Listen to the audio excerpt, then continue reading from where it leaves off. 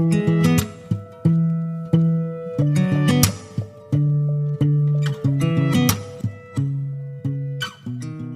dragilor și bine ați venit pe canalul meu! Astăzi voi face un tutorial despre cum transfer o poză pe o bucată de lemn. Foarte simplu și rapid. Vom avea nevoie de o bucată de lemn. Eu am un lemn în formă de inimă aici. O poză scoasă la imprimantă. O soluție pentru fototransfer și o pensulă. Începem prin a întinde această soluție pe toată suprafața lemnului cu pensula. Întindem bine și indicat ar fi să nu, întindem bine.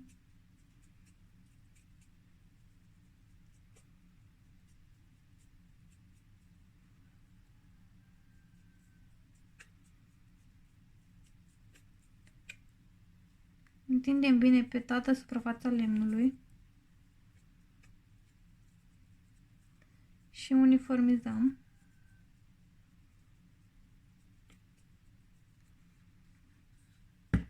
Acum întindem și pe suprafața pozei aceeași soluție.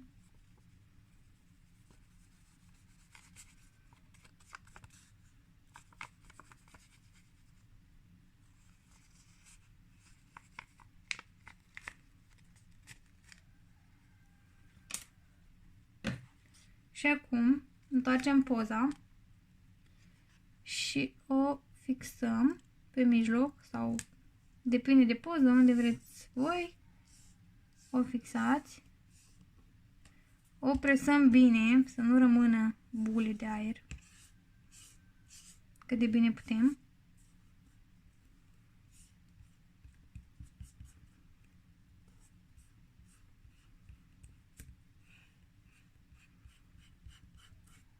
Așa. Și acum o lăsăm la uscat. Fie o lăsăm la uscat așa în voia ei, ori o uscăm cu uscătorul de păr. Eu am să las așa, iar după ce se usucă voi reveni cu rezultatul. Am revenit și după cum vedeți, soluția s-a uscat. Iar acum avem nevoie de un burete. Eu am un burete din acesta și un pahar cu apă.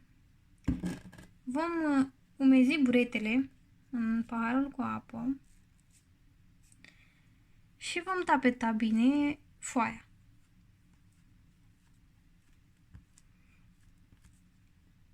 Tapetăm bine până când se umezește de tot. După cum vedem, deja începe să se umezească. Mai tapetăm până când aproape toată suprafața pozei va fi umedă.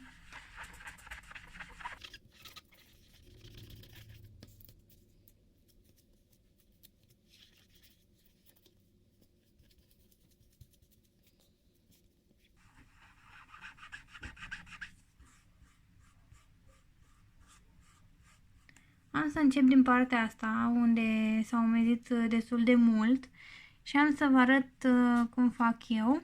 Deci încep să frec pur și simplu cu degetul, nu prea tare ca să nu se ia și poza, să se ia doar hârtia de deasupra.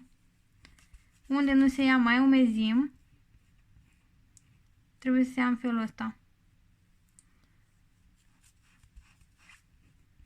Și repetăm operațiunea până când toată partea albă se va duce.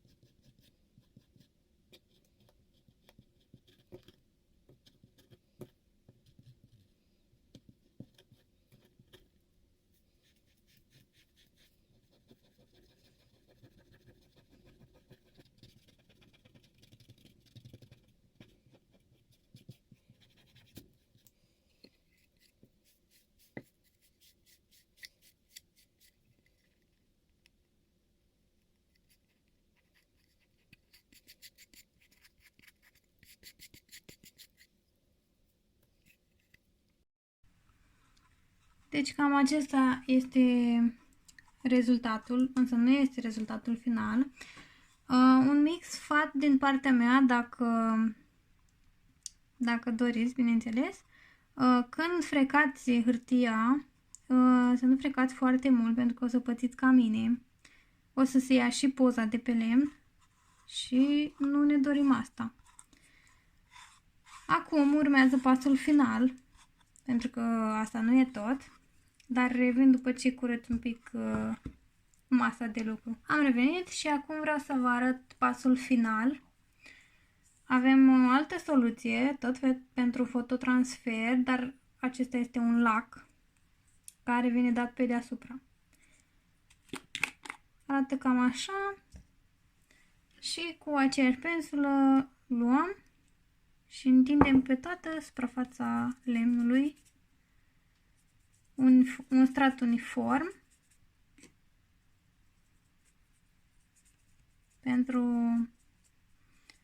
a arăta mai bine după ce se usucă. Această operațiune se poate face pe orice tip de lemn și pe orice formă de lemn. Eu am ales inima pentru că mi se pare mai drăguț. Uniformizăm bine.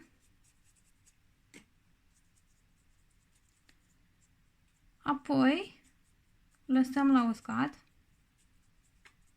Eu tot așa o să las să se usuce de la sine.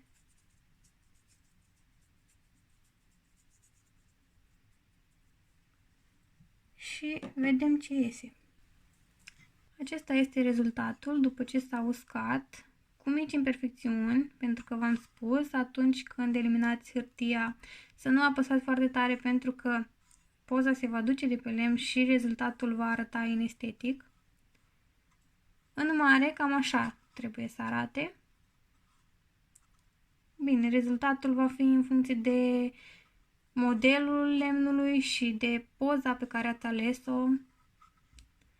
Eu am ales astăzi un lemn în formă de inimă și asta mi-a ieșit.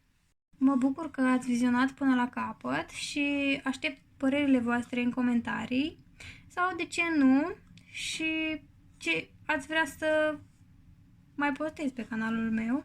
Aștept ideile voastre, sfaturile, nu știu, orice e binevenit.